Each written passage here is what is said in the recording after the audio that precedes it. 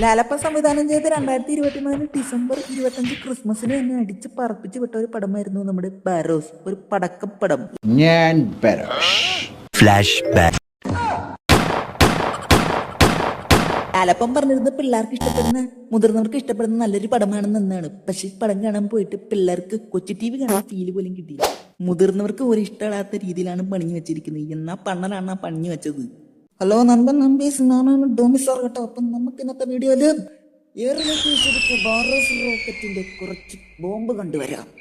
ബാറോസ് ആരാണ് എന്താണ് എന്നത് നമ്മുടെ ലാലപ്പൻ തന്നെ പറഞ്ഞു തരും.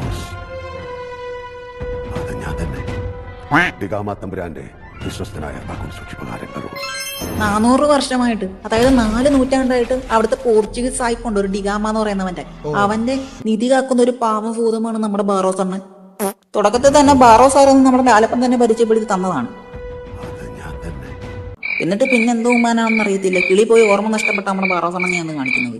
ഇതിനകത്ത് ഒരു എരണം കെട്ട ഒരു ജീവിയുണ്ട്, ഒരു ഗുഡു എന്ന് പറയുന്നത് ജീവി വന്നിട്ടാണ് അങ്ങനെയൊക്കെ പിന്നെയും നമുക്ക് പരിചയപ്പെടുത്തി മനസ്സിലാക്കി തരാം. എന്തൊരു പെർഫോമൻസ്, എവിടെ നിന്ന് കിട്ടി ഇതിനെ? അപ്പോഴാണ് അണ്ണ അറിയുന്നത് ഞാൻ ബാറോസ് ആണ്. ബാറോസ് അണ്ണൻ അങ്ങനെ നിധി കത്തി സൂക്ഷിക്കുന്ന സമയത്ത് കുറെ എണ്ണം വരും മോഷ്ടിക്കാനായിട്ട്, നിധി അടിച്ചു മാറ്റാൻ. അങ്ങനെ വരുന്ന സമയത്ത് അണ്ണൻ വിടുവോ? എല്ലാത്തിനും അടിച്ച് നിലം വലിച്ചാക്കിയിട്ട് മായാജാലം കാണിച്ച് എല്ലാത്തിനും പേടിപ്പിച്ച് ഓട്ടിച്ച് വിരട്ടിക്കാണ്.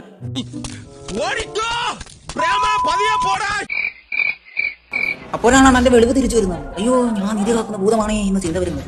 അങ്ങനെ എന്റെ ഡിക്കാമ വന്നിട്ടുണ്ടെന്ന് വിചാരിച്ചാണ് അതിന് പുറകെ കൂടാൻ പോകുമ്പോ എന്തുവാ വേറെ നൂറ്റാണ്ടുകൾ കഴിഞ്ഞു പോയ കാര്യം ആളറിയുന്നില്ല. ഒരു കാലം കടന്നുപോയി, നിധിയാക്കാൻ തുടങ്ങിയിട്ട് 4 നൂറ്റാണ്ടായി. വർഷം 2000 കഴിഞ്ഞു. നീ എങ്കിലും ഒന്ന് മനസ്സിലാക്ക്. സായിപ്പിന്റെ വിശ്വസ്തനായ ലാലപ്പൻ നിധിയും കാത്തു സൂക്ഷിച്ച് സായിപ്പ് വരുന്നതും കാത്ത് ഇങ്ങനെ കുറെ നാൾ 400 വർഷം ജീവിച്ചു കഴിഞ്ഞു പാവപ്പെട്ടവൻ. അപ്പോഴായിരുന്നു സന്തോഷ വാർത്ത അണ്ണന് മുന്നിലോട്ട് വരുന്നത്. നിധിയുടെ അനന്തരാവകാശി വരുന്നു. നിധിയുടെ അവകാശി വരുന്ന സമയത്താണ് എന്റെ തലയിലൊക്കെ ഇങ്ങനെ കുറെ പാമ്പുകൾ ഇങ്ങനെ നടന്നു കൂടും. പിന്നെ ആ ക്ലോക്ക് ഇങ്ങനെ നടന്ന് ചലിക്കും. അപ്പൊ അറിയാം അണ്ണൻ എന്ത് അവകാശി വരുന്നുണ്ടെന്ന്. 13 വയസ്സുള്ള ഈ എൽസ എന്ന് പറഞ്ഞ ഈ പെണ്ണാണ് ഈ നിധിയുടെയൊക്കെ അവകാശി. ഇവളാണെങ്കിൽ ഒരു കിറുക്ക് പിടിച്ച പെണ്ണാണ്, ഒരു വട്ട് പെണ്ണ്. ഇവള് വന്നിട്ട് ആരും കണ്ടാലും സെൽഫി എടുത്ത് കളിച്ചോണ്ടേയിരിക്കും. അങ്ങനെ ഈ പെണ്ണ് ഗോവ വരും. ഈ ഗോവ വരുന്ന സമയത്ത് അവിടെ ചെറുക്കനായിട്ട് കമ്പനിയാണ്. അവനൊരു സൈക്കിൾ പോകുന്ന സമയത്ത് അവൻ പറയും എനിക്കൊരു അമ്മച്ചി ഉണ്ടെന്ന്. ആ അമ്മച്ചിയാണെങ്കിൽ ഭയങ്കര മയവിദ്യയൊക്കെ കാണിക്കുന്നതാണെന്ന് പറഞ്ഞ് അവളെ കൊണ്ട് കാണിക്കുമ്പോൾ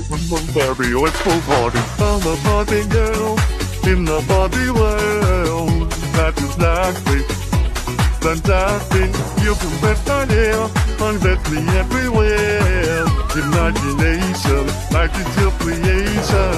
Ananda jewelry radi, vannainadam kamanotam, kamanotam. അപ്പൊ ചെക്കൻ കൊണ്ടുവന്ന് അമ്മച്ചി കാണിച്ചു കൊടുക്കും. അമ്മച്ചി ഭയങ്കര കലിപ്പിലായിരുന്നു. അമ്മച്ചി ഒരു കാര്യം ചോദിക്കും, നീ വന്നു അല്ലേ?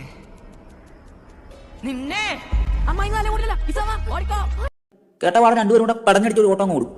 ഞാൻ അമ്മച്ചി പറയാൻ ഞാനോ അവളെ ഇവിടെ വിളിച്ചെന്ന്. അപ്പൊ അമ്മച്ചി ആരാന്നറിയാം? അമ്മച്ചി കുടുംബമന്ത്രവാദി മസക്കാരൻ എന്ന വംശത്തിൽപ്പെട്ടതാണ് ഈ അമ്മച്ചി. ഈ അമ്മച്ചിയുടെ മസക്കാര വംശത്തിൽപ്പെടുന്നവരാണ് നമ്മുടെ ബാറോസ് പപ്പിയെ ഫൂതുവാക്കി മാറ്റിയത്. പണ്ട് 1700 കാലഘട്ടം ഏടിയയിൽ നമ്മുടെ കൊട്ടാരം ആക്രമിക്കാൻ കുറെ പേര് വരും. അങ്ങനെ നമ്മുടെ സായിപ്പിനെ കുറെ പേര് ഒന്ന് കുത്തും.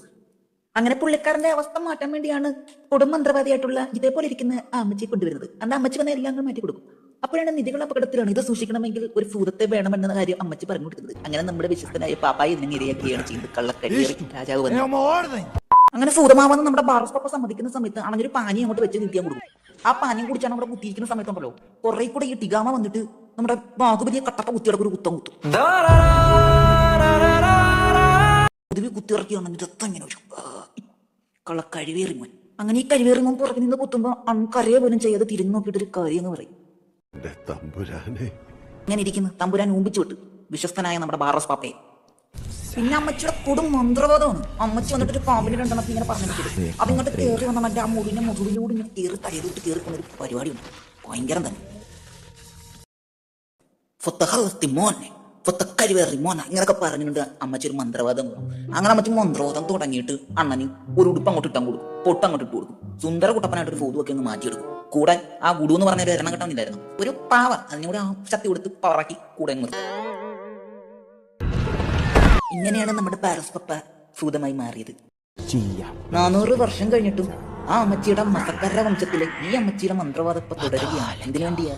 ആ നിധി തട്ടിയെടുക്കാൻ. ആ നിധിക്കുള്ള അവകാശം തങ്ങളുടെ വംശത്തിനുണ്ടെന്നാണ് അമ്മച്ചി പറയുന്നത്.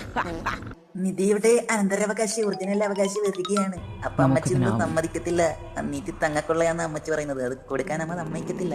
അങ്ങനെ നിധിയുടെ അനന്തരാവകാശിയായ ആ എൽസ എന്ന പെണ്ണിനെ ആ നിധിക്കുള്ളിൽ കൊണ്ടുവരാൻ നമ്മുടെ ലാലപ്പൻ ഒരു പ്രയോഗം ഒന്ന് ചെയ്യും. ലാലപ്പൻ അവിടുന്ന് കരഞ്ഞു മേടിക്ക് തന്റെ കണ്ണുനീര് ഒലിപ്പിച്ചിട്ടതിന് ശേഷം ആ കണ്ണുനീര് ഒരു നീല വെളിച്ചമാക്കി നേരെ എൽസയുടെ റൂമിലോട്ട് അങ്ങ് വിടും.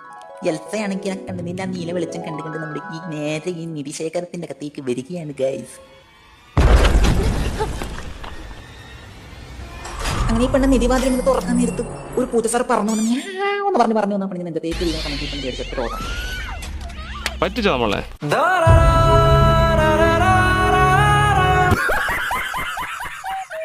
ബാറോസ്കോപ്പിക്ക് നിധിയെല്ലാം കൊടുത്തിട്ട് വേണം സ്വസ്ഥമായിട്ട് എവിടെയെങ്കിലും ഒന്ന് പോവാൻ. പാവപ്പെട്ടവൻ എന്താ വേണ്ടി എത്ര നാളുകൊണ്ട് വെയിറ്റ് ചെയ്യുന്നറിയാവോ?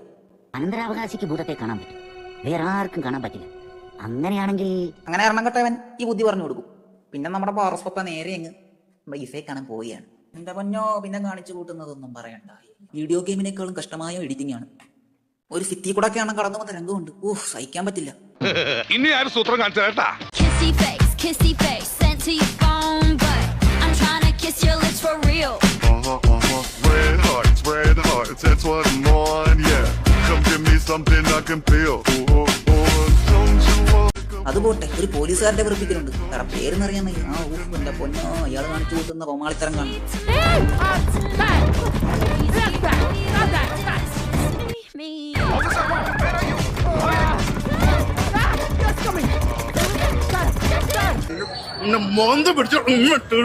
ഇസ വന്ന് നോക്കുമ്പോ ബാറോസ്കോപ്പ് ഇങ്ങനെ പല്ല് കയറി നടക്കും. ഇങ്ങനെ ഭിത്തിയിലോട്ട് മുകളിലോട്ട് ഇങ്ങനെ കയറി പോവാ. ഇത് കണ്ടിട്ട് ബാറോസ്കോപ്പ് അവിടെ നിൽക്കുന്നത് കാണിച്ചു കൊടുത്താലും ആർക്കും കാണാൻ പറ്റില്ലല്ലോ. കൂടുതലായി പോയില്ലേ, എന്ത് ചെയ്യാൻ? പല്ല് തൂങ്ങി നടക്കണ ഭിത്തിയിൽ ഇങ്ങനെ ഒട്ടിയിരിക്കും. ഈ കളയാടിമോ വീണ്ടും വന്നു. കഴിവറി പോട്ടു. പിന്നീട് അങ്ങോട്ട് നമ്മുടെ ഇസയുടെ മനം കവരാനുള്ള നമ്മുടെ ബാറോസ്കോപ്പയുടെ കഷ്ടപ്പാടുകളാണ്. ഇസയും പ്രസയും പല വരികളും നമ്മുടെ ബാറോസ്കോപ്പ് നോക്കും. ഒരു മണ്ടപോയ തെങ്ങെടുത്ത് കടലിലോട്ട് കുത്തി നിർത്തി അതിന്റെ മേടിൽ കയറി മണ്ടപോയ തെങ്ങ് പോലെ ബാറോസ്കോപ്പ് കയറി ഇരിക്കും. എന്നിട്ട് ഇസ അവിടുന്ന് ചൂടടിച്ച് വിളിക്കും. ഇസ വന്നിട്ട് ആ കടലിനടുത്തൂടെ നടന്നു വരുന്ന ഒരു വരക്കുണ്ട്.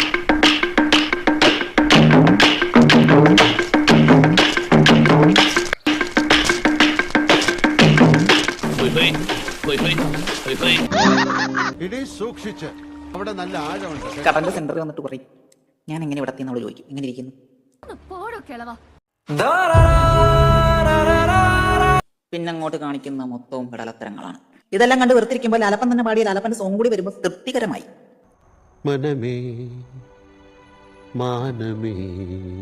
പെങ്കൊച്ചിന് പാടാൻ പോലും അറിയത്തില്ല. ഇങ്ങനെ ലാലപ്പൻ പാടി കൊടുക്കും, പെങ്കൊച്ച് പാടും. പാടുന്ന സമയത്ത് പെൺകൊച്ചിന് ലാലപ്പനെ ഭയങ്കര ഇഷ്ടമാവും. പിന്നെ ഫൂതത്തിനെ ഭയങ്കര ഇഷ്ടമായി. ഇവർ നമ്മൾ ചങ്കും ചങ്കുമായി മാറും. നിലവറക്കകത്ത് മാത്രമേ നമ്മുടെ ഫുദത്തിന് ശക്തിയുള്ളൂ. പക്ഷേ ഈ പെണ്ണിന്റെ പ്രസൻസ് കൊണ്ടാണ്, ഇതിന്റെ അനന്തരാവകാശി വന്നത് കൊണ്ട് മാത്രമാണ് നമ്മുടെ ബാരോസ് അണിഞ്ഞ് പുറത്തിറങ്ങി നടക്കാനും ഇങ്ങനത്തെ ശക്തിയും മാജിക്കും ഒക്കെ കാണിക്കാൻ വേണ്ടി മാത്രം കഴിഞ്ഞത്. ഇനി നിധിയുടെ താക്കോൽ കൈമാറ ചടങ്ങാണ്. നിധിയുടെ താക്കോൽ കൈമാറ ചടങ്ങ് നടക്കണമെങ്കിൽ നിധിയുടെ അനന്തരാവകാശി നിധിക്കുള്ളിൽ കിടക്കണം.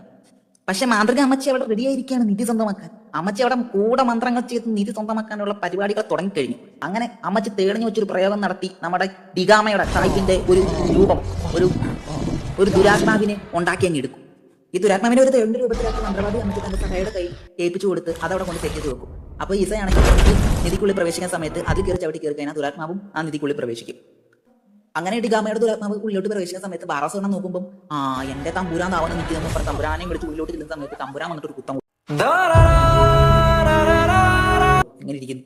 അങ്ങനെ ആ ദുരാത്മാവും കുറെ രൂപങ്ങളും ഒക്കെ വന്ന് നമ്മുടെ ബാറാസണനെ ആക്രമിക്കാൻ നോക്കും. ഇവരെ അല്ല അടിച്ച് നിലംപരിശാക്കി ബാറാസണ നേരെ ഒരു മാന്ത്രകദണ്ഡ് കിട്ടും. ആ മാന്ത്രകദണ്ഡ് എന്ന് വെച്ചാൽ എല്ലാ ദുരാത്മാക്കളെ നശിപ്പിക്കാൻ പറ്റും മാന്ത്രകദണ്ഡ്. അതെടുത്ത് നേരെ ഈ ഡിഗാമയുടെ മുകളിലോട്ട് ഒറ്റ കയറി അടക്കുന്നത് കാടാം. അത് കഴിഞ്ഞ് എല്ലാം കഴിഞ്ഞു. അറോസ് അതിനെയും കൊന്നു. മന്ത്രവാദി അമ്മച്ചി ഉണ്ടി. അവസാനം മന്ത്രവാദി അമ്മച്ചിൻ്റെ അടുത്ത് എല്ലാവരും തെറ്റ് പുകയായി. അങ്ങനെ നിധിയുടെ താക്കോൽ അതിന്റെ അനന്തരാവകാശി തന്നെ ഏൽപ്പിച്ച് ബാറോസണ്ണൻ തൃപ്തനായി. അങ്ങനെയാണെങ്കിൽ മോശവും കിട്ടി. പിന്നെ ഭയങ്കരമായി മോശയിലൂടെ കിടന്നു പോയതിനു ശേഷം അണ്ണൻ എല്ലാവർക്കും ടാറ്റ കൊടുത്ത് വിടവർ. പുകയായി അണ്ണനാവിയായി രക്ഷപ്പെട്ടു. വർഷം കുറെ കടന്നു പോയി. ഈസയൊക്കെ വലുതായി. ഈസ ഭയങ്കര ഫേമസ് ആയി പാട്ടൊക്കെ പാടി കിടക്കുന്ന സമയത്ത് അപ്പോഴാണ് നമ്മുടെ നാവം മുരളി ഇവൻ ഇവിടുന്ന് കയറി വരും. ഇവൻ വന്നിട്ട് ഈ പാട്ടൊന്നും പാടത്തില്ല. ഇവൻ വന്നിട്ട് താക്കോൽ കൊണ്ടുവന്നിട്ട് ഇതയുടെ ഇങ്ങനെ കാണിക്കുന്നത് ഇവന്റെ എവിടെ നീ താക്കോൽ ഈ വേട്ടാളിയിൽ നിന്ന് കിട്ടി നമ്മളെ ഇരിക്കും. അങ്ങനെ താക്കോൽ ഈസയുടെ എടുത്തിട്ട് ഇവൻ പറയും പുറത്ത് കൊണ്ടുവന്ന ഒരാൾ തന്നെയെന്നും പറഞ്ഞ് പുറത്തോട്ട് കൊണ്ട് കാണിക്കാനായിട്ട് കുറെ മിന്നാമഞ്ഞങ്ങൾ മിന്നി കാണിക്കും. അപ്പൊ ഇത് കാണിക്കാൻ നമ്മുടെ വേട്ടവളിയെ എന്നെ കൊണ്ടുവന്നെന്നുള്ള വിചാരിക്കും. അങ്ങനെ ഇതെല്ലാം പറഞ്ഞ് തിരിഞ്ഞു നോക്കുമ്പോഴേക്കും ഇവനെയും കാണത്തില്ല. അവൻ മുങ്ങി. അപ്പോഴാണ് അറിയുന്നത്, നമ്മൾ വിചാരിക്കുന്നത് ചിലപ്പം ബാറോസണ്ണനായിരിക്കും ഇങ്ങനെ മായാജാലക്കാരനായിട്ട് വന്നത്. അങ്ങനെ കാണിച്ച് സിനിമ അങ്ങ് അവസാനിക്കും. അങ്ങനെ സിനിമ ഇറങ്ങി അണ്ണൻ തന്നെ വിക്ഷേപിച്ച റോക്കറ്റ് നേരെ ഇട്ട് ഭൂമി വിട്ട് ചന്ദ്രനെ ചെന്നിട്ടും അവിടുന്ന് വേറെ യൂണിവേഴ്സിറ്റി അങ്ങ് പോയി. അവിടെ പോയി ലാൻഡ് ചെയ്യാൻ പറ്റാതെ ഇപ്പൊ യൂണിവേഴ്സിറ്റി കിടന്ന് കറങ്ങിയാണ്. എന്ത് ചെയ്യാനാ? 2 മണിക്കൂർ 25 മിനിറ്റ് കണ്ടു തീർക്കാൻ പറ്റിയ പാടന്റെ ഭഗവാനേ. അപ്പം ശരി ഗായ്സ്, ഞാൻ പോകുന്നു. ഞാൻ ബൈ ബൈ. അപ്പോൾ ഈ വീഡിയോ ഇഷ്ടമായെങ്കിൽ തീർച്ചയായും ലൈക്ക് ചെയ്യുക, ഷെയർ ചെയ്യുക എന്നൊന്നും പറയില്ല. നിങ്ങൾ എന്തെങ്കിലുമൊക്കെ ചെയ്യും.